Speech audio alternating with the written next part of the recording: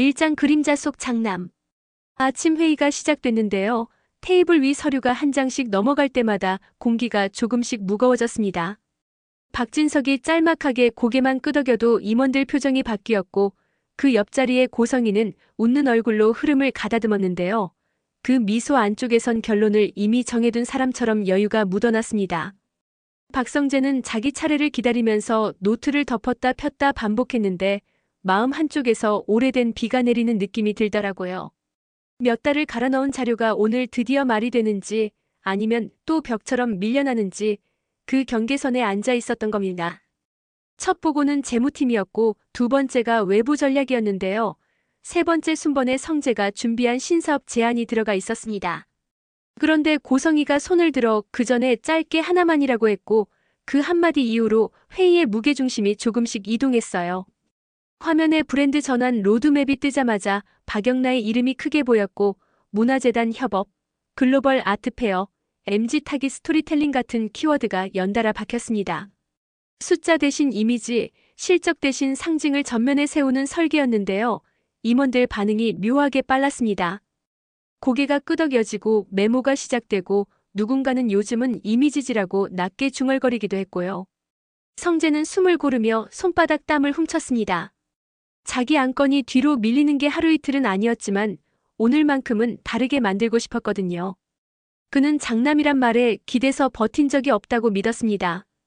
회계법인과 밤새 숫자를 대조했고 현장 팀장들과 새벽에 통화했고 외부 벤더와 값 하나를 더 깎으려고 끝까지 버텼습니다. 내 자리 표시는 서류에 있는 게 아니라 내가 쌓아둔 기록에 있다 이 생각으로 버텨왔는데요. 때때로 그 신념이 초라해 보이는 날이 있었습니다. 이미지는 곧 신뢰입니다. 고성희가 매끄럽게 말을 이어갔고 화면엔 영나의 최근 전시 사진과 기사 스크랩이 줄지어 떴습니다. 수치가 말해주는 시대를 지나 이야기가 설득하는 시대로 가고 있습니다. 그 문장이 끝나자마자 문서철이 이쪽 저쪽에서 착하고 다쳤고 누군가 박수를 치다 말았는데요. 그 미세한 동요가 이상하게 크게 들렸습니다. 성재 차례가 올 듯 말 듯 흘러가던 시점에 그는 결국 손을 들었습니다. 전략 4만 신규 유통망 파일럿 론칭 안건 보고 드리겠습니다. 목소리를 최대한 평온하게 깔았는데요. 심장이 너무 크게 뛰어서 오히려 말이 일정하게 들렸습니다. 그는 첫 슬라이드를 넘기며 납품 단가, 테스트 점포, 캐시플로우 시나리오를 차례로 설명했는데 세 번째 슬라이드를 여는 순간 고성희가 재차 핵심만 두 줄로 요약해 주실래요? 라고 자르더라고요. 요약은 중요하지만 늘 요약만 요구받는 사람이 되는 건 또 다른 배제의 방식이었죠. 그는 한 박자 쉬고 두 줄로 정리했습니다. 첫째, 기존 채널 의존도를 낮춰 변동성을 줄입니다. 둘째, 9개월 차에 흑자 전환 시나리오를 실현합니다. 단정히 말했는데요. 이해한다는 고개와 회의적인 눈빛이 반반이었습니다. 또 누군가는 좋은데 타이밍이라고 흘렸습니다. 그 타이밍이라는 말이 요즘 들어 너무 자주 등장했어요. 준비는 되어 있지만 지금은 아니라는 뜻. 늘 다음으로 미뤄지는 사람은 결국 존재 자체가 흐려집니다. 휴식 시간이 잠깐 주어지자 복도에서 영나와 마주쳤습니다. 영나는 캔커피를 건네며 조용히 말했어요. 오빠 안건 난 좋았는데요. 성재는 짧게 웃으며 고마워. 내 전시 기사 잘 봤다. 라고 답했습니다. 영나가 엄마가 요즘 좀 하며 말을 흐렸는데요. 성재는 더 묻지 않았습니다. 서로가 각자의 자리에서 버티고 있다는 걸 말하지 않아도 알고 있었으니까요. 회의가 재개되자 화면엔 다시 브랜드 전환이 떴고 ESG 연동 아트 캠페인이 이어졌습니다. 성재는 노트를 덮고 손가락으로 테이블 모서리를 천천히 짚었습니다. 혈통 증명 같은 표보다 오래 남는 건 내가 서명한 결제선 위에 찍힌 날짜와 결과일 텐데. 속으로 그렇게 중얼거리면서도 마음 어딘가가 조용히 갈라지는 느낌을 부정하긴 어려웠습니다. 자리를 밀리는 감각은 늘 먼저 마음에서 시작되거든요. 퇴실종이 울릴 무렵 고성희는 결론을 천천히 묶었습니다. 이미지는 시간보다 빨리 퍼집니다. 우리가 앞서 이미지가 되어야 합니다. 박진석은 짧게만 수고했네라고 말했고 그 한마디로 회의는 닫혔습니다. 성재는 서류철을 들고 자리에서 일어나며 자신 안에서 무언가의 문 하나가 툭 하고 꺾이는 소리를 들었습니다. 누가 꺾었는지는 분명했지만 다시 여는 사람도 결국 자신이라는 사실도 분명했죠. 엘리베이터 앞에서 그는 휴대폰을 꺼내 미리 저장해둔 파일을 다시 열었습니다. 신규 유통망 파일럿 리스크 관리 체크리스트. 붉은 형광 표시가 잔뜩 칠해져 있었는데요. 그 붉은색이 이상하게도 마음을 안정시키더라고요.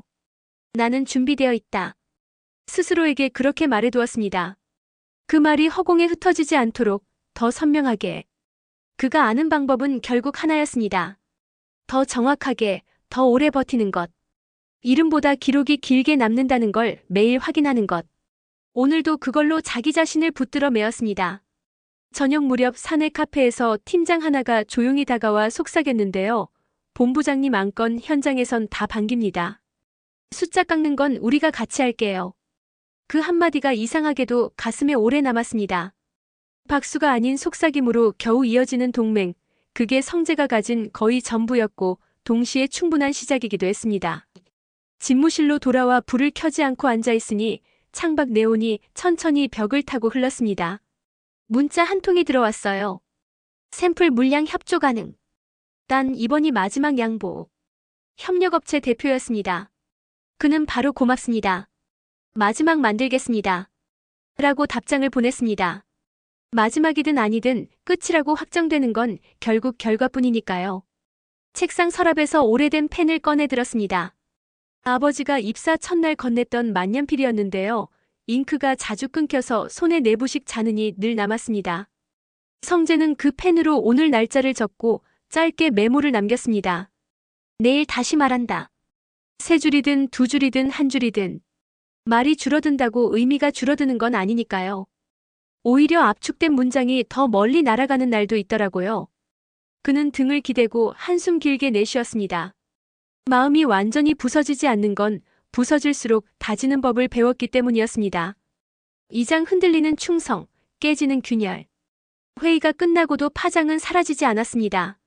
정오를 지나 사무국 복도에 기자증을 목에 건 낯선 얼굴들이 어른거렸고 홍보팀 메신저에는 제목이 긴 기사 초안들이 떠다녔습니다. 새 얼굴, 새 상징, 새 서사. 문장을 누가 적었는지 대충 짐작이 갔는데요. 성재는 굳이 확인하지 않았습니다. 확인한다고 달라질 것도 없으니까요. 오후 늦게 박진석이 부른다는 연락이 왔습니다. 회장실은 언제나처럼 묵직한 나무향이 났고 커튼 사이로 오후 해가 비스듬히 들어왔습니다. 아버지는 담배갑을 만지작거리다가 그대로 내려놓고 물만 한 모금 마셨습니다. 수고했다. 짧은 인사였는데요. 성재는 그 짧음 속에서 오래된 정과 간극을 동시에 느꼈습니다. 아버지, 한 가지만 여쭙겠습니다. 그는 조심스럽게 말을 열었습니다. 제가 앞에 나설 수 있는 시간표가 따로 있는 건가요? 있다면 맞춰보겠습니다. 그런데 없다면 적어도 제 준비가 헛되지 않도록 한 번만 기회를 만들어 주십시오.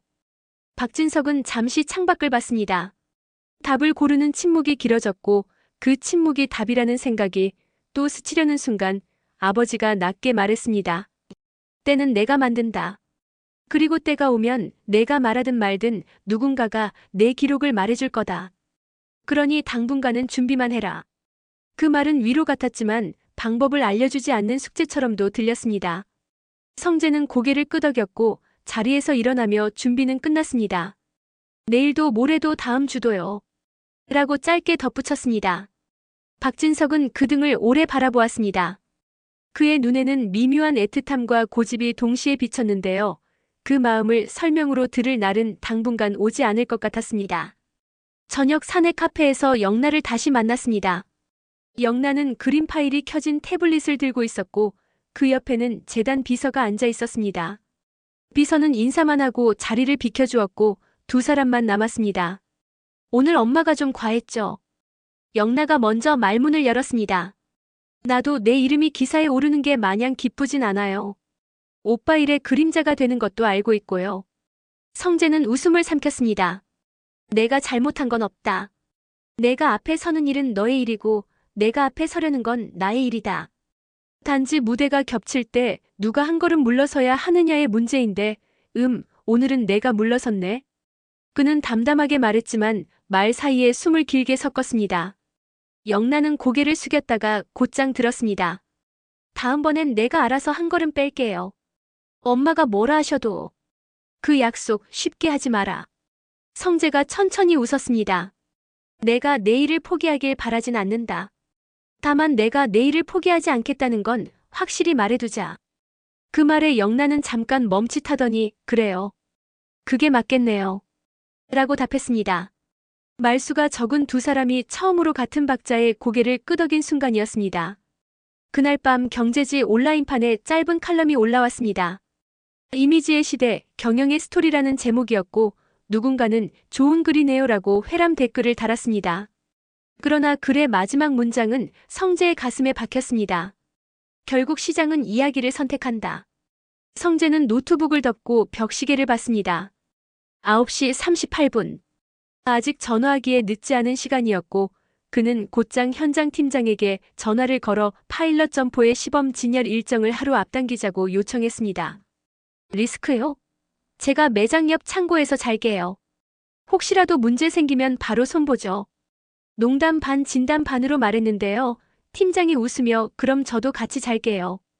라고 받았습니다. 둘은 같은 시간 같은 자리에서 같은 일로 버텨본 경험이 있었고 그 공유된 밤들이 지금을 만들고 있었습니다. 다음 날 오전 홍보팀 앞 복도에서 작은 소동이 났습니다. 외부 기자가 누군가의 제보 메일을 근거로 확인 전화를 돌리고 있었는데요. 내용은 경영구도에 관한 풍문이었습니다. 장남은 보조 얼굴은 딸.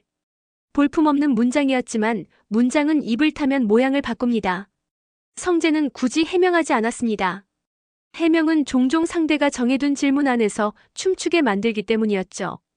대신 그는 내부 임원 두 사람에게 데이터를 추가로 보냈습니다. 파일럿 영주차 지표 변동 곡선과 손실 흡수 시나리오. 수치가 말할 수 있는 영역은 반드시 수치로 끝내기로 했습니다. 점심 무렵 박진석의 비서가 조용히 찾아와 봉투 하나를 내려놓았습니다. 오래된 종이 냄새가 났고 봉투 안에는 재작년 이사회 회의록 사본과 서명 날인이 들어있었습니다. 표지는 별거 아닌 메모처럼 꾸며져 있었지만 결론은 분명했어요. 중장기 책임 경영 계획 장기 인센티브 풀 설계안. 서명자 첫 줄에 박성재의 이름이 있었고 그 옆에 박진석의 이니셜이 붙어 있었습니다. 성재는 그 서류를 오래 바라보다 노트에 이렇게 적었습니다. 나 혼자만의 싸움이 아니었다. 저녁엔 집에 들렀습니다. 식탁엔 김치찌개가 팔팔 끓고 있었고 박진석은 신문을 접으며 밥 먹자. 라고만 말했습니다. 텔레비전 자막에 브랜드 전환이 또 흘렀고 아버지는 별말 없이 채널을 돌렸습니다. 숟가락이 몇 번 부딪힌 뒤에야 박진석이 툭 던지듯 말했습니다. 요새 잠은 자냐? 성재는 고개를 끄덕였고 아버지는 한 숟가락 더 떠서 그릇 위에 올려두었습니다. 국물 더 먹어라. 위로나 설명이나 약속 대신 국물 한 숟가락. 때로는 그것만으로 충분하기도 했어요. 그러나 충분하지 않을 때가 곧 온다는 것도 알고 있었습니다. 밤늦게 영나에게 메시지가 왔습니다. 내일 재단 일정 끝나면 잠깐 볼 수 있어? 엄마가 또 무리수를 둘 것 같아. 성재는 응, 어디든이라고 답장을 보냈습니다. 같은 집, 다른 방, 같은 회사, 다른 자리. 그 간격을 메우는 일은 생각보다 오래 걸리지만 한 걸음씩 붙이면 언젠가 발끝이 닿는다는 걸 둘 다 알고 있었습니다. 그리고 조용히 새벽이 왔습니다.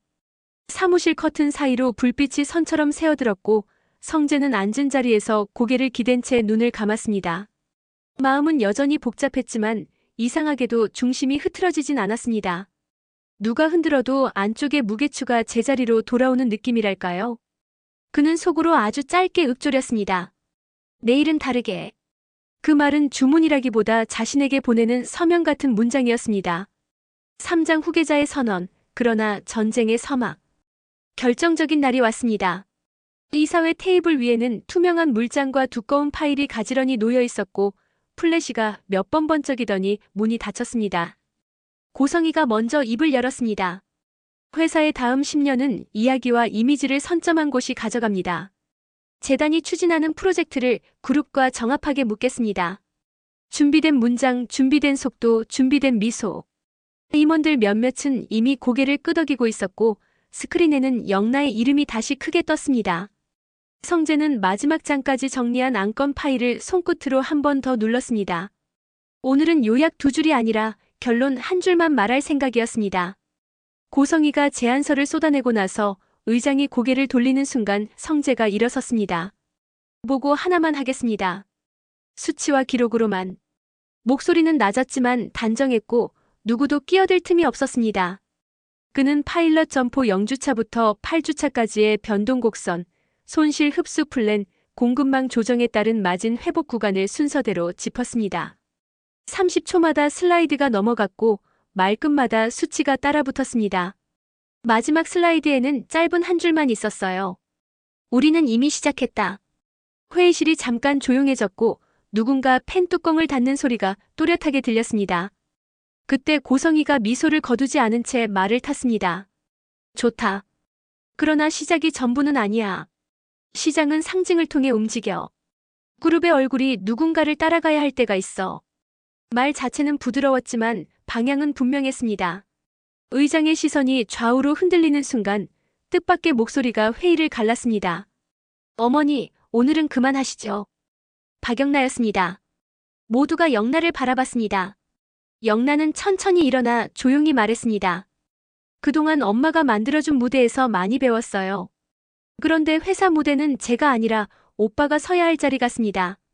제가 본 박성재는 숫자와 시간을 견디는 사람입니다. 회사는 그런 사람을 필요로 해요. 말끝이 흔들리지 않았습니다. 누구보다 가까운 사람이 먼저 균형추를 옮겼고 회의실의 온도가 눈에 띄게 달라졌습니다. 박진석이 의자 등받이에 등을 붙였다가 앞으로 몸을 기울였습니다. 오래 묵힌 한숨 같은 숨소리가 지나가고 짧은 문장이 이어졌습니다. 서류를 올려. 비서가 2개의 봉투를 테이블 위에 내려놓았습니다. 첫 번째 봉투에는 성재가 수년간 주도한 프로젝트들의 성과와 지분 확보 내역, 내부 평가서가 들어있었고 두 번째 봉투에는 이사회 비공개 결의안 초안이 들어있었습니다. 제목은 단순했습니다. 중장기 책임 경영 계획 집행권 승계. 고성희의 얼굴에서 미소가 서서히 지워졌습니다. 언제부터였죠? 박진석은 짧게 대답했습니다. 언제부터가 중요한가? 누가 무엇을 해왔는지가 중요하지. 말은 짧았지만 말과 함께 지나간 시간이 길었습니다. 내부에서 조용히 오래 준비된 결론. 누군가의 목청 대신 누군가의 기록이 대신 말하는 순간이었습니다. 의견 개진과 표결 절차가 신속하게 이어졌고 찬성표가 하나둘 올라갔습니다. 반대도 있었지만 흐름은 이미 기울었습니다. 의장이 결론을 읽는 동안 고성희는 시선을 테이블에 고정했다가 천천히 들었습니다. 이렇게까지 하실 줄은 알았죠. 다만 끝난 줄 아시지는 마세요. 어조는 낮았지만 칼날처럼 차가웠습니다. 그 순간 박진석이 마지막 한 장을 더 꺼냈습니다. 임원들의 눈이 동시다발적으로 커졌는데요. 거기엔 장기 인센티브 풀 외에 별도의 신탁 계약서 개요가 적혀 있었습니다. 현장 핵심 인력 참여 신탁성과 연동 의결권 위임. 간단히 말해 특정 성과를 달성하면 현장 핵심 인력에게 의결권 일부를 단계적으로 넘기는 장치였습니다. 이 회사는 결과를 만든 사람들이 함께 쥐게 될 거다. 박진석이 단정히 말하자 몇몇 임원들은 숨을 내쉬었고 어떤 이는 고개를 크게 끄덕였습니다. 장남 한 사람의 자리를 지키는 선언을 넘어 버틴 사람들의 목소리를 제도에 얻는 설계였죠. 회의가 산회된 뒤 복도는 웅성거림으로 가득했습니다. 영란은 잠깐 멈춰서서 성재에게 말했다. 나 엄마 몰래 자료 하나 더 올렸어요. 오빠 프로젝트 외부 벤치마크. 비교가 필요할 것 같아서. 성재는 놀란 눈으로 동생을 봤습니다. 언제부터? 영란은 웃었습니다. 엄마가 나를 얼굴로 쓰기 시작했을 때부터요. 얼굴만으로 버티긴 어렵다는 걸 누구보다 잘 아니까. 짧은 대화였지만 그 안에서 형제의 선이 조금 더 가까워졌습니다. 엘리베이터 문이 닫히려는 순간 고성희가 멀리서 조용히 서 있었습니다. 눈빛은 잦아들지 않았고 휴대전화 화면엔 어떤 이름이 반짝였습니다. 외부 펀드 대표. 과거에 체결된 의결권 위임 약정의 만료가 다가오고 있었고 누군가에게 넘어갔던 작은 조항 하나가 다시 테이블 위로 올라올 예정이었습니다. 전쟁은 끝나지 않았습니다. 방식만 달라질 뿐이었죠. 저녁 무렵 성재는 사무실 불을 끄고 혼자 창가에 섰습니다. 낮에 소음이 가라앉고 나니 속이 조용해졌습니다. 승리라고 이름 붙이기엔 이르고 패배라고 부르기엔 지나왔습니다. 그는 가만히 손바닥을 보았습니다. 펜 자국, 종이 가루, 잉크 얼룩. 화려하지 않은 것들이 하루를 채우고 그게 내일을 잇는 다리가 되곤 했습니다. 휴대전화가 울렸습니다. 본부장님, 시범 매장 오늘 매출 좋았습니다. 내일은 더 낮게 만들게요. 현장 팀장의 메시지였고 바로 이어 비용 항목 2개 더 깎았습니다라는 보고가 따라왔습니다. 성재는 미소를 지으며 엄지를 한번 굽혔습니다. 누군가의 손끝에서 회사가 움직이고 그 움직임이 숫자로 남고 그 숫자가 말이 되는 순간들. 그걸 모아 이름 붙이면 자리라고 부를 수 있을 것 같았습니다. 건물 밖으로 나오자 바람이 시원했습니다. 계단 아래에서 영나가 기다리고 있었고 둘은 말없이 나란히 걸었습니다. 사거리 신호등 앞에서 영나가 먼저 입을 열었습니다. 오빠, 오늘 내가 한 말 후회 안 해요. 성재가 고개를 끄덕였습니다. 너도 내 자리에서 버틴 거다. 그게 제일 어렵다. 둘은 짧게 웃었습니다. 같은 집 다른 방에서 길게 돌아온 대화였고 오늘에야 비로소 문장이 완성된 기분이었어요. 멀리서 차가 멈추고 창문이 내려가더니 익숙한 얼굴이 보였습니다. 박진석이었습니다. 타라. 말투는 늘 같았고 표정도 크게 변하지 않았습니다. 차 안에서 그는 한마디 덧붙였습니다. 오늘부터 내가 조금 덜 말할 거다. 내가 말하면 된다. 성재는 그 말이 칭찬인지 당부인지 유언 같은 책임의 일부인지 분간하지 못했지만 고개를 천천히 끄덕였습니다. 이제부터는 누가 등을 떠미는 게 아니라 누가 앞으로 내딛느냐의 문제였으니까요. 집에 돌아와 불을 켜려다 그는 잠깐 멈추고 어둠 속에서 방을 한번 훑어봤습니다. 익숙한 그림자들이 벽에 걸려 있었고 낮에 꺾인 마음의 조각들이 제자리로 조금씩 돌아오는 느낌이 들었습니다. 그는 서랍을 열어 만년필을 다시 꺼냈습니다. 오늘 날짜를 적고 한 줄을 더 보탰습니다. 자리엔 말보다 기록, 기록엔 말보다 숨. 그리고 펜을 덮었습니다. 아주 조용한 승리의 소리였고 아주 긴 싸움의 첫 문장 같기도 했습니다. 멀리 불 꺼진 재단 건물 창 안쪽에서 화면 불빛이 깜빡였습니다. 고성희의 옆에는 서류가 높게 쌓여 있었고 새로운 통화 목록이 채워지고 있었습니다. 준비해요. 다음 수는 바깥에서 들어옵니다. 그녀는 전화기를 귀에 댄 채 짧게 웃었습니다. 그 웃음은 여전했고 그래서 내일은 또 다르게 긴 하루가 펼쳐지겠죠. 성재는 그 사실을 알면서도 눈을 감았습니다. 버텨서 만든 하루는 버텨서만 다음으로 이어지니까요.